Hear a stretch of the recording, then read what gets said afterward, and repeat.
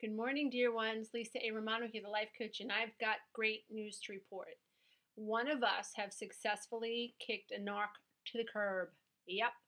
So I have permission from a woman named Debbie to report that she has successfully been able to cut a narc out of her life.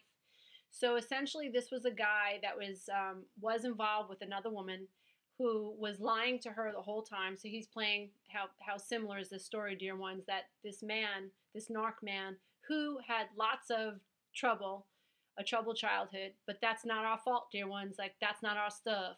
But this man had a lot of childhood stuff, a terrible, terrible childhood, and he used it as a hook to bait kind-hearted, love-addicted, codependent women, empathetic women into his experience. And so this woman named Debbie, who I'm absolutely in love with because of her ability to confront the narcissist and his girlfriend. I don't even know what to call the girlfriend. Was that his girlfriend or was Debbie the girlfriend? I'm not quite sure. All I do know is that Debbie was involved with a narc who was using both women, possibly other women as well. And neither one of them knew about the other. How similar is that story? So, what Debbie and I have been working together professionally, one to one, for a while now. And slowly but surely, she's coming into the awareness that her feelings matter and that she was abused as a little girl by narcissists, and she was taught to disown herself. She was taught that she didn't have a self. And so she was tuned up for vibrationally to attract a narcissistic being who was so ego based and whose agenda it was to have people make what he thinks priority over what the person he was involved with thinks. And that's the way narc codependent relationships work. A codependent needs to be validated, so we attract people who need to be validated because we unconsciously think that, well, if I validate him or her, then eventually they'll validate me. And it doesn't work. We attract people whose agenda it is to keep us on the hook. And the premise is, the idea is that they get us to continually validate their experience. And so how they get us to validate their experience many times is to invalidate our experience. Very often in the beginning, the allure is that the narc sees us and makes us feel seen, and it seems to be very into who we are as a person and very empathetic, but it's all a scheme to get us to believe in this. And once we believe that we're with someone who is empathetic, then we are susceptible to worrying about what they think and what they feel. And so it's all a ploy. So this man, I will not reveal his name, but my client Debbie was able to transition to a point of awareness, into a stage of awareness where she was able to become the observer of the experience, not just the experiencer. Debbie is so quickly advancing that she understands also that she is not only the observer of the experience, the experiencer, but she is also the creator of the experience. That's really, really deep. But that's where we have to begin taking our recovery process. It's not enough to be in AA and say, my name is Tom and I'm an alcoholic. That's not enough. It is not enough to go to an ACOA meeting and understand why we're alcoholics, or a CODA meeting and understand why we're codependent. The buck cannot stop there, dear ones. We have to keep going and keep growing. And this is the age of the internet, right? This is the age of social media. This is where we get to help each other grow and expand and transition into higher awarenesses and understanding. So where we need to begin taking our recovery is to a plateau in this amazing mind that we have that allows us to understand that it's okay to learn how to begin taking accountability for what is. Very, very healing to discover that you are in control, that because you were raised by a narcissist, you attract narcissists today. Depending on where you are on your stage in recovery, that can be really, really scary. it was for me to like, oh my God, I created this marriage. Oh my God, it's not all his fault. I can't just blame him. Oh my God. That was really tough. But once I realized, like, oh my God, I attracted him into my experience. I married my mother. Like, he's only half of the problem. I'm speaking about my ex-husband. And when I took responsibility and ownership over my part in the drama that had become this play in my life that I was acting out of, I began to accept and really, really embrace the idea that I was the puppet master, and that, in my zombie-like state, the state in which I was existing in life, where I was just playing out the programming, that was not my fault, dear ones. Like, dear ones, like, if you've got some effed up belief systems, that's not your fault. That's not your fault.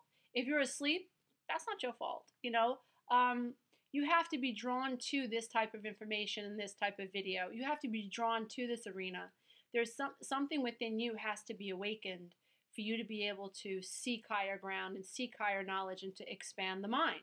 So there has to be a desire within you to want to take your recovery further and further and further. Some of us I believe, are destined to be masters and destined to be healers. Some of us are destined to be great dancers and great poets and great writers and greater mothers and greater fathers and greater whatever, greater printers, greater, whatever, motorcycle drivers, we need garbage men. Some of us have been created to be like really great garbage people that pick up garbage. Like, that's an honorable job. I mean, if you're doing your job and you're doing it to the best of your ability, and you believe in what you're doing, you're making an honest living, like, there's nothing wrong with being a garbage man or a truck driver or a waitress. Nothing wrong with that. That's awesome. It's all about what you're bringing to the job, what you're bringing to the experience. Now, some of us are destined to be great at whatever it is we're doing. Some of us in this lifetime will wake up to that, and that's great. And Debbie is one of those people who is beginning to wake up to the idea that she was destined for greatness. If you're able to confront a narc in your life, and that narc, you begin to understand that narc represents a projection from your past. It is so amazing to wake up and realize, like, this is it. This is the opportunity to die to the old and be born again in the new. That's what these situations teach us. I just had a great letter from a woman who watches my YouTube channel who says that she's been able to cut herself off from her narc mom, and now she lives 3 states away. You know who you are, dear one. Namaste. And now she and her husband and her daughter are living free of this narc field. And narcissism is an energetic field. And the closer you are to someone who's narcissistic, and the more you open yourself up to text messages, their social media, sharing their cubicle with them, whatever, meeting them at the water fountain, whatever, texting, whatever. Every time you open yourself up to a narcissistic energetic exchange, in my opinion, you slow your progression down. You pull yourself back into that vibrational field, and the goal is to free yourself of other people's narcissistic, codependent, manipulative quantum fields. Your goal is to fly, dear one. Your goal is to become love and to become light. And if you's hanging out with narcs, like, they is in the dark. They're in the dark. And you can fly. You can transition. Now, when you're transitioning from, let's say this is the narc's energetic field and you're enmeshed with a narc, as Debbie was. When you begin to do this, dear one, there's a definite energetic pull, and that is painful. And we interface with this energetic detaching, our brains have got to give meaning to this. So we use words that we're accustomed to. This hurts. I feel alone. I feel frightened. That's the way the brain is processing this energetic detachment, this I don't want to be with you anymore. Well, if we can learn to just be a little bit more passive when we've made the decision to disengage from a narcissist, if we can just be a little bit more passive and not so neurotic about attaching a meaning to everything, and we can sort of just like accept that this is going to be a painful experience, because what we're doing is The narc is going to stay here. And sometimes what will happen is the narc will actually sink when we begin to let them go. They actually go deeper into the pits of despair because they lost their supply. We were their narcissistic supply, and now we're saying, nope, don't want to do this anymore. And I'm going to tell your girlfriend you're hitting on me and you want to have sex with me. I'm going to tell her everything. Narc gets really, really pissed, and he goes into a dark place, or she goes into a dark place. So we just keep resonating higher and higher and higher. But this space is this initial break is very, very painful. It's sort of like breaking a bone. It hurts, but it's supposed to hurt. It's an electrical detachment. We are energy beings.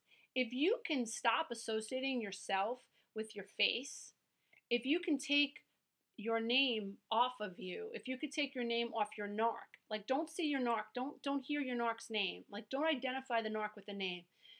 Don't identify your narc with his face or her face. Just move that to the side and just see an energetic being.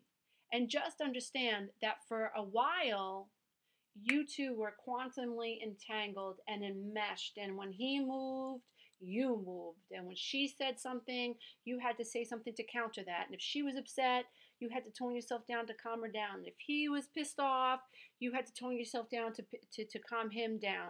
So this is the dance that you're doing. This is a codependent narcissistic dance, right? This crazy no individuality. You're supposed to be an individual in this world. When you meet someone who is healthy, well, you have to get healthy first. But eventually, as you get healthy, you begin to gravitate towards someone who's on a healthy plane. And then here we go, 2 by 2, we go through life. I mean, I love my husband, my second husband. And he is an individual, and I'm an individual, and we go through life like this. And it's so much fun. I'm like, hey, babe, did you see that? And he's like, yeah, babe, did you see that? And I'm like, yeah, that was awesome. He's like, yeah, that was great. Hey, babe, look over there. Hey, babe. There's none of this. He's pissed. Now I have to be pissed. Or I'm happy and now he's pissed. So often when we're in narc codependent relationships, if you're happy, the other person's got to be miserable. You know why? Let me explain that to you in a quantum field. Just one. Put your ears on. Open them up. This is what happens. Now, when you're in a codependent narc relationship, and I'm praying that the words come out the right way so that you can really hear them, because this is huge. This like blew a hole open in my brain. It is so necessary for narcs and codependents to stay on the same vibrational plane, right? Now, when you are not so entangled for any reason, let's say you had a great conversation with your girlfriend or whatever, an old friend from high school, and you're kind of like flying high a little bit. Now, you see this little space between my fingers? This is the narc, and this is you. You start to resonate just a little bit higher. This space that's tension. Ooh, the narc doesn't like that. The narc doesn't like that. Ooh, she's happy. Ooh, she's happy. I don't like that. Okay, I have to say something to bring her back down. So what am I going to say? What am I going to say to her? Because she's starting to fly above me, and I don't like the way that feels. That's what the narc is thinking, right? So let's say you hang up the phone with your girlfriend, and you're flittering through your house, and you're just feeling reminiscing about some of the stuff you did in college, or guys you used to date and things you used to do. Just reminiscing. You're starting to feel happy. The narc doesn't like it. Doesn't matter if it's a male, female, or if like the narc's a male or the narc's a female. It doesn't matter. The narc doesn't like when the codependent starts to get a little happy. Ooh, this tension, they don't like it. So the narc will say something like, you look a little, did you gain some weight? You look like you gained some weight this weekend. Now all of a sudden this high-flying person, you, who just got off the phone with your best friend, is like, whoa, what'd you say that for? I just got off the phone with my girlfriend. I was having a really good mood until you opened your damn mouth. I didn't say nothing. I'm just telling you the truth. What's the matter? You don't like the truth? The truth hurts sometimes. You know what? You're an idiot. I don't know why I even put up with you. I don't even know why I'm still married to you. Well, if you're not happy, you know where the door is. You know what? Go F yourself, you idiot. Stay away from me. Now, all of a sudden, this narc dude, he got you. Look what's happening. He pulled your energy down to his level, and now he's got you. So now the dynamic is complete. There's no more space between you and the narc. You're one. See this space? He don't like it. He don't like that space because he can't control you. So now your job, dear one, is this. Now, your job is from now that you saw this video, you know the truth. You know what you got to do. Now, let's say your narc is down here. But you got to accept that your narc is down there. You can't change that man or that woman. That's what she's going to be. That's what he's going to be. That's where he's got to stay until he wakes up, until he hears the message, he hears the calling. You can't help him, okay? So you're just supposed to learn in this lifetime. So he's showing you something, or she's showing you something about yourself that you couldn't see by yourself. So he's a mirror or she's a mirror, and now you see it, dear one. You see someone like me with a big mouth comes along, and oh, you hear it, right? So now, hear me. So now, next time, okay? It's always about the next time. Now, let's say you get it. The narc is down here, but you're up here. Now, you want to be up here. So let's say you watch Lisa A. Romano's video, and you're feeling good. So you're up here. Now, the narc is going to notice. I hope I'm doing this good enough for you guys. So the narc is going to notice this space, and the narc is not going to like it. So you know, heads up, you know what they're going to do. They're going to say something sarcastic, do something to piss you off, and the agenda is to get you to go boom. Now, you're too smart now. So now, you watch one of my videos, you read a nice book, you're out in the sun, you take an Epsom salt bath, you have a wonderful spinach, banana, who knows, spinach, banana, strawberries. I like that shake, by the way. You have that shake and now you're feeling good. You go for a walk and now you even feel better. And maybe you bought yourself a new candle and now you're feeling even better. Ooh, he's going to be pissed. He's going to be pissed. He don't like this space because you're getting away. Now he's going to say something to piss you off, or she's going to do something to piss you off. Your job is to stay here, and it's going to feel like this. Oh God, oh God, oh God. There's going to be this pull back, this quantum pull, because that's where you're used to being. That's your old groove. But you're trying to ascend. You're trying to resonate. You're trying to increase your vibration, right? You're trying to get your wings. So be prepared, dear one. This person's job, the narc's job, is going to be to pull you down. So expect the fat comments. Expect him to leave towels on the floor. Expect him to come in the door late. Expect him not to show up. Expect him to make comments about your food. Expect him to say, nasty things about your hair. Expect him to talk about your friends. He's going to do it. Expect him to say you're not good in bed. Expect it, expect it, expect it. If I were you, I would suggest to make a list of all the things that you imagine this narc is going to say once he starts to feel you get in the way. Make a list so that you're desensitized. So you're like, yeah, okay, I saw that coming. So now when Mr. Wrong says, did you gain weight this weekend? You go, no. Sorry you feel that way. It must be your eyes. Maybe you should go get your eyes examined. Ooh, then you stay here, dear one. Now wait. He wasn't able to do this. So now expect it. His fear is being triggered. So now his agenda is always going to be to pull you down here. So expect this person to talk about your boobs, to talk about your ass, to talk about your flabby arms, to talk about your wrinkles. Expect him to kick you in the groin. Expect him to say that you suck in bed.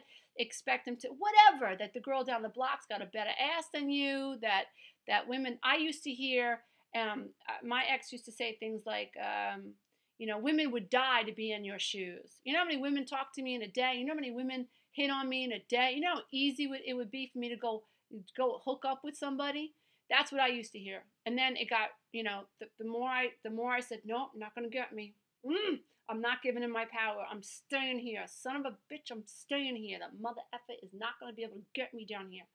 Now, it was painful sometimes because the more I stuck to my boundaries, like I'm not giving in, I'm holding on to my head.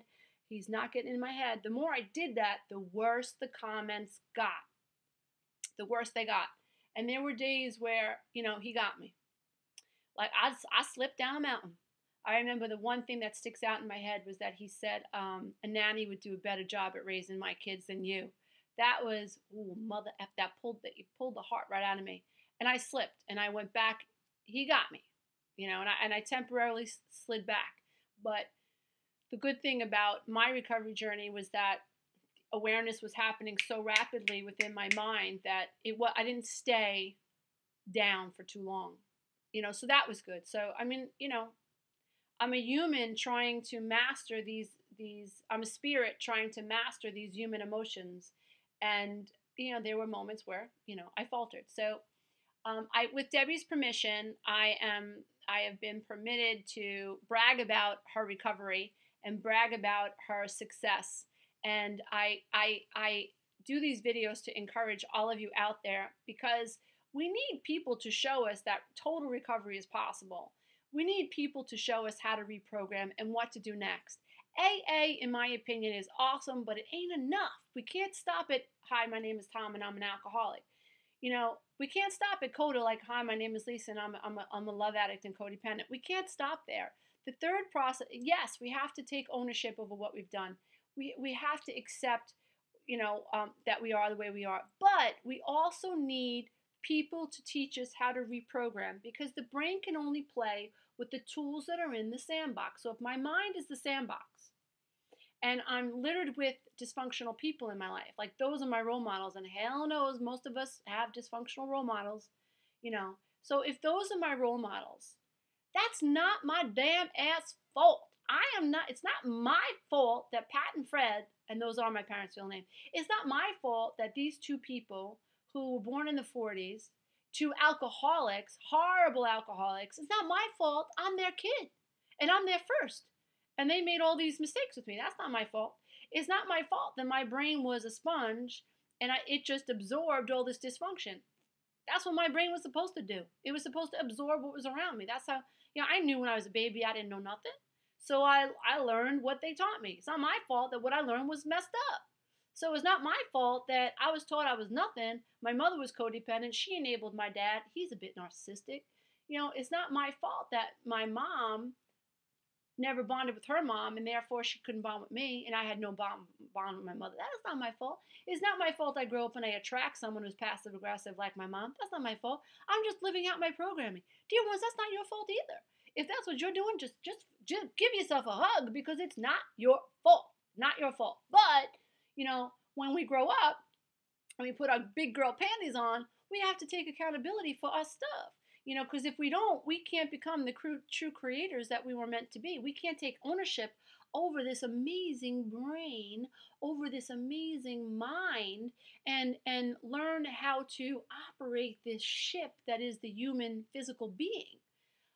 We are living in a quantum universe, and we must learn how to use the controls, which is, I think it's our emotional system. Like we're always given guidance, but when you're an ACOA or a child, okay, and come into the flock, dear one, just because your mother and father didn't drink and your grandfathers didn't drink doesn't mean you're not one of us. If you've come from a dysfunctional dry home, you is one of us, okay? So it's time to enfold the flock and to extend hands to our brothers and sisters, and understand that we've all been wounded and we all carry the same stuff. And it's about teaching ourselves how to, yes, stand up in AA or CODA or whatever, or Al-Anon, and say, this is who I am, and this has been my experience, and I'm willing to take ownership of it, and I'm willing to change. Yep, awesome. First step, acknowledgement. But we can't stop there. We've got to keep going higher and seek reprogramming and seek teachers who can help us reprogram. And that's what I hope that I'm bringing to this arena. With my books, The Road Back to Me will help you explain why you are the way you are.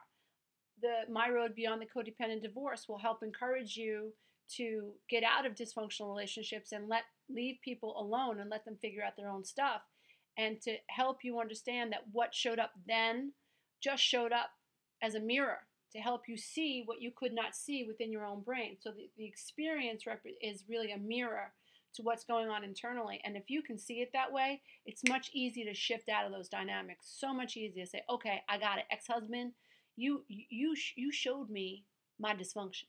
You showed me what I was doing wrong. Like, I was seeking your approval, and your agenda is to not give me approval? No wonder I was so unhappy. I get it. I'm enough. I never needed your approval. Who knew? Oh my God, who knew? So that's what My Road Beyond the Codependent Divorce does. Loving the self-affirmations. I'm working on loving the self-affirmations too right now. Loving the self-affirmations, breaking the cycles of unconscious codependent belief systems you use to lay down new tracks.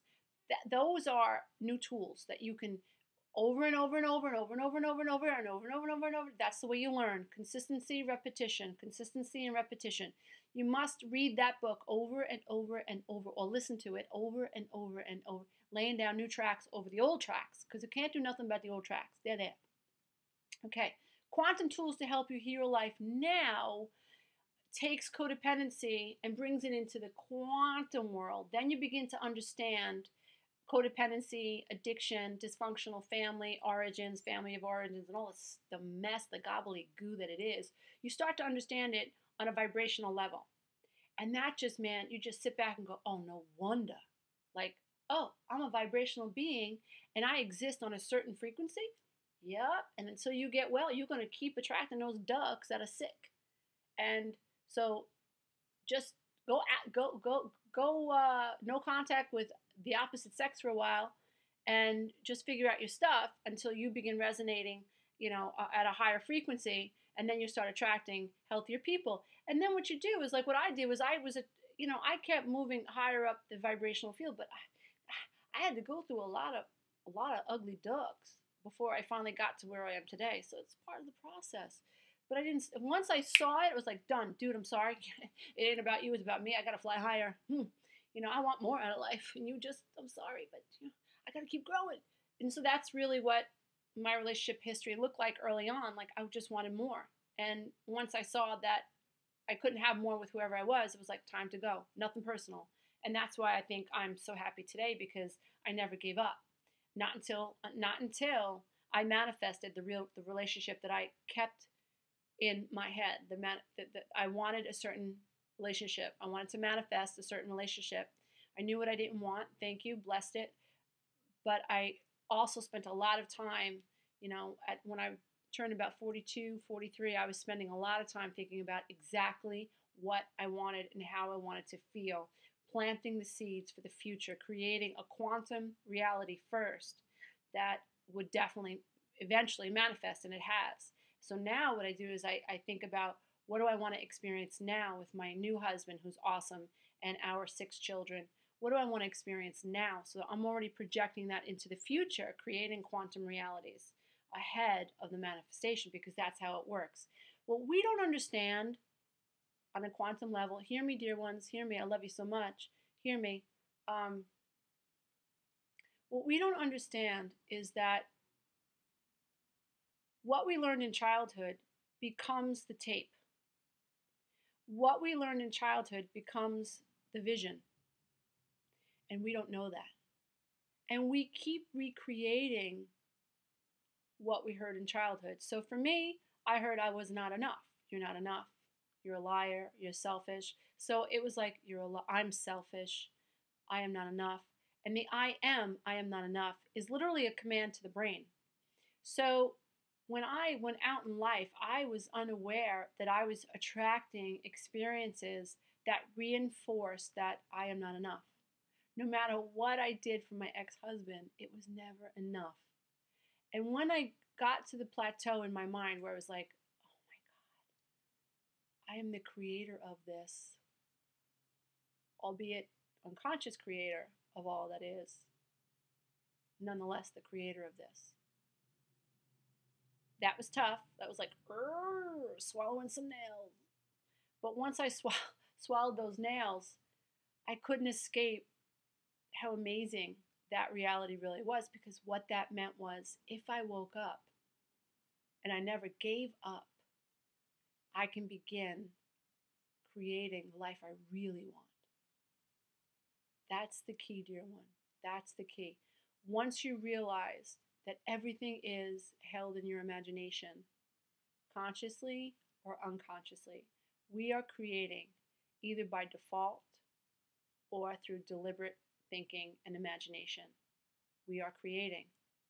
We are the creator of all that is. And that's really hard to wrap your minds around, especially if you're being domestically abused or you're living with a narcissist. You're like, how could this have been? But detach from the pain of it for a while and look at it like you would, like you're a hawk. Just look at it, like detached. Just let go of the emotions of it.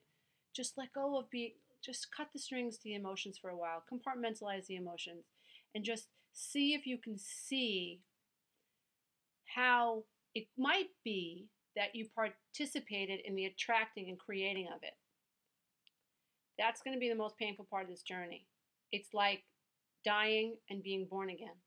It's all part of the process. It's the hell we live. This is hell. There's no hell after this. There's no hell. This is hell. We create our own hell. It's a self-inflicted hell. Like I said, although many of us are unconscious in the conflicting of that hell. But the good news is, dear one, that you can become born again. Born again to the new man, the new mind, the new self, the true self. Once you become aware of who you really, really are, below the programming, below the dysfunction, life begins to take on a whole new meaning.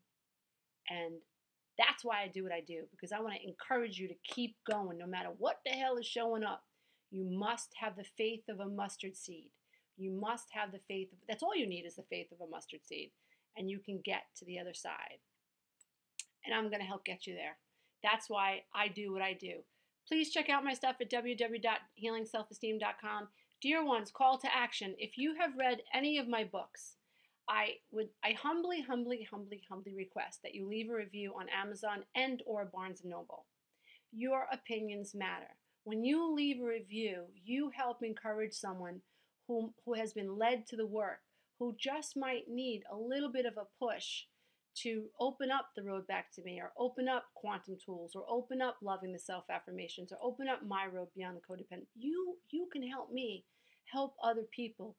Your reviews matter.